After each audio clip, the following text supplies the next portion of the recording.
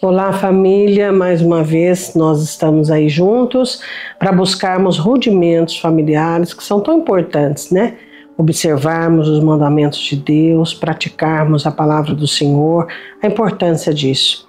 Hoje eu quero falar de algo que é um princípio bíblico que não pode se abrir mão dele de forma alguma. Quero falar sobre diga não ao jugo desigual. Diga não. Ensine os seus filhos a buscarem alguém que venham a amar o mesmo Deus, ter temor pelo mesmo Deus que você tem ensinado os seus filhos. Olha Abraão. Abraão já está numa idade avançada e ele então toma o seu servo de maior confiança e dá a ele uma missão. Gênesis capítulo 24, versículo de número 3. Para que eu te faça jurar pelo Senhor Deus dos céus e Deus da terra, que não tomarás para o meu filho mulher das filhas dos cananeus no meio dos quais eu habito. Uma esposa para Isaque.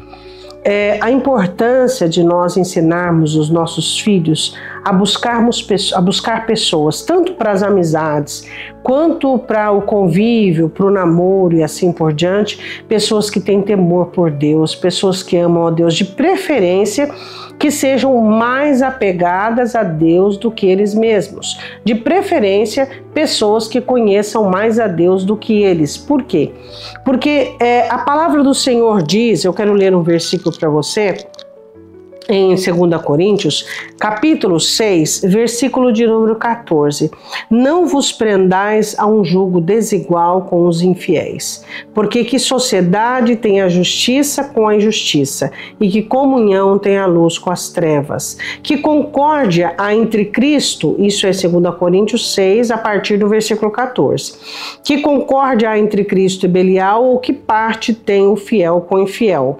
Que consenso tem o templo de Deus com os ídolos, porque vós sois o templo de Deus vivente, como Deus disse: neles habitarei, entre eles andarei, e eu serei o seu Deus, e eles serão o meu povo. Por isso, saí do meio deles e apartai-vos, diz o Senhor. Não toqueis em nada imundo, e eu vos receberei. Serei para vós pai, vós serei para mim filhos e filhas, diz o Senhor, o Todo-Poderoso. A importância de você ensinar os seus filhos que os seus amigos devem ser aqueles que comungam a mesma fé.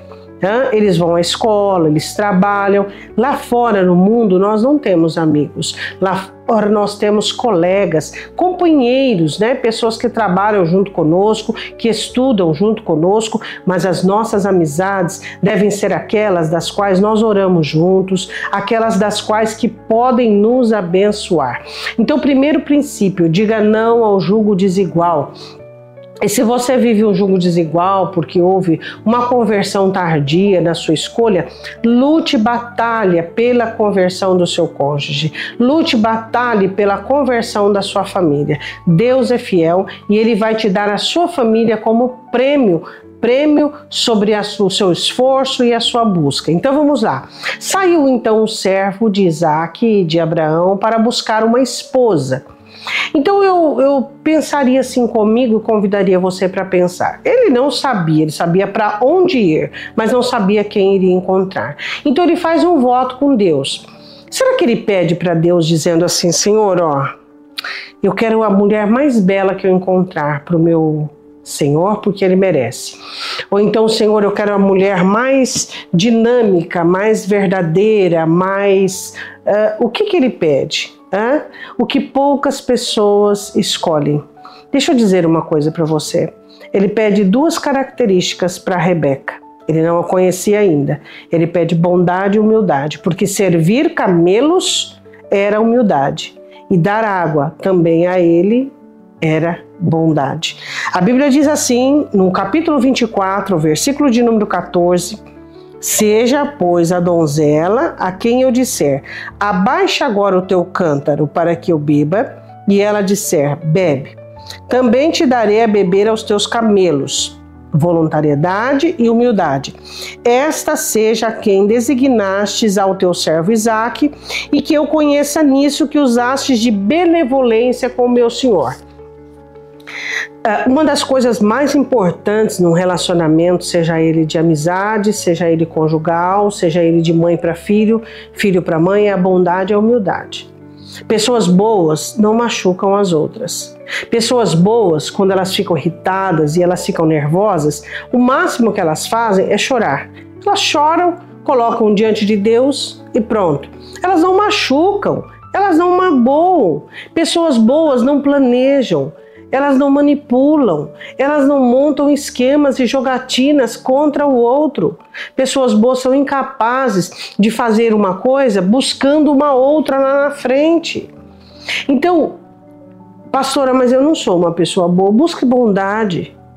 Ah, mas que vantagem, porque o ser humano é assim, né? Que vantagem eu terei com a virtude da bondade? A Bíblia diz, bem-aventurados os que são bons de coração. A bondade aproxima Deus de você, os mansos, os humildes. Eles herdam a terra, eles são herdeiros da parte de Deus. Eles olham e contemplam o rosto do Senhor. Então vamos lá, aplique na sua vida a bondade e a humildade nos seus relacionamentos. Às vezes as pessoas ficam procurando soluções. Eu preciso de uma solução. Eu preciso salvar meu casamento, eu preciso salvar o relacionamento com os meus filhos. Aí está o segredo, bondade e humildade no relacionamento. Sabe, você vai conversar com uma pessoa que você não gosta do que ela fez, você não gosta daquilo que está acontecendo, conversa calmo, tranquilo, com humildade, com bondade. Nada pode mudar a sua essência. A sua essência é aquela que Deus te deu. Se qualquer pessoa ou ação de uma pessoa mudar a sua essência, você está perdendo quem é você. Você está permitindo que as outras pessoas influenciem você. E aí, se você perder a sua essência, você perde o caminho de volta para Deus. Você vai numa direção tão destrutiva que você perde o caminho de volta, você não sabe voltar mais.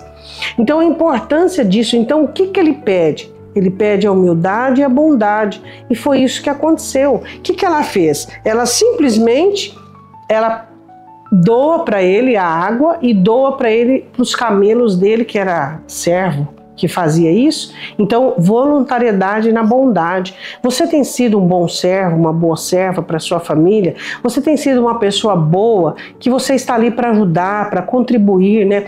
Quantas pessoas dizem assim, mas essa não é a minha obrigação. Quando é que dentro do lar nós analisamos e olhamos obrigação? Não, nós fazemos o quê? Benevolência, a prática dessa bondade. E a Bíblia diz assim, no capítulo 24, versículo de número 63, você sabe o que Isaac estava fazendo antes de Rebeca chegar? Isaac saíra para orar no campo, capítulo 24, versículo 63. À tarde levantou seus olhos e olhou, e eis que os camelos vinham, né, que traziam Rebeca e a comitiva dela. Então o que ele estava fazendo? Orando a Deus, pedindo a Deus uma esposa, pedindo a Deus uma companheira, alguém que estivesse com ele na jornada da vida. Então, ore pela sua esposa, ore pelo seu marido, ore pelos seus filhos, apresente a Deus a necessidade deles, de colocar a vida deles diante do Senhor, sem apego, sem afeição desordenada, mas dizendo, Deus, é para a tua glória. Então, vamos analisar os dois rudimentos do dia de hoje. Primeiro, cuidado com o jugo desigual. Cuidado quando seus filhos observam as suas amizades com pessoas ímpias e do mundo. Eles vão querer seguir o seu exemplo. Quando você, dentro da igreja, tem uma conversação e fora da igreja você fala de uma outra maneira. Então, cuidado com o jugo desigual. Cuidado com que você aprova o jugo desigual. Ensina os seus filhos que as pessoas que eles precisam aprender a relacionar-se são pessoas que amam o mesmo Deus, que usufruem e desfrutam da mesma fé. Em segundo lugar, olhe para a bondade, para a humildade. Seja uma pessoa boa para a sua família, uma pessoa forte, uma pessoa voluntária, uma pessoa humilde. Vamos orar? Pai, em nome de Jesus, nós queremos te pedir que os lares possam entender a importância dos rudimentos de dizer não ao jugo desigual. Que os nossos filhos entendam que lá no mundo eles não têm amigos, no mundo apenas é um coleguismo. E que os nossos filhos e nosso cônjuge e nosso lar aprenda a ter obediência à Tua palavra, a sermos bondosos e a sermos humildes. Que possamos aprender a servirmos uns aos outros, Deus. E que não possamos desprezar os nossos amados quando eles precisam de nós. Que não possamos desprezar os nossos amados quando eles dependem de nós. Quando eles estão passando uma situação frágil.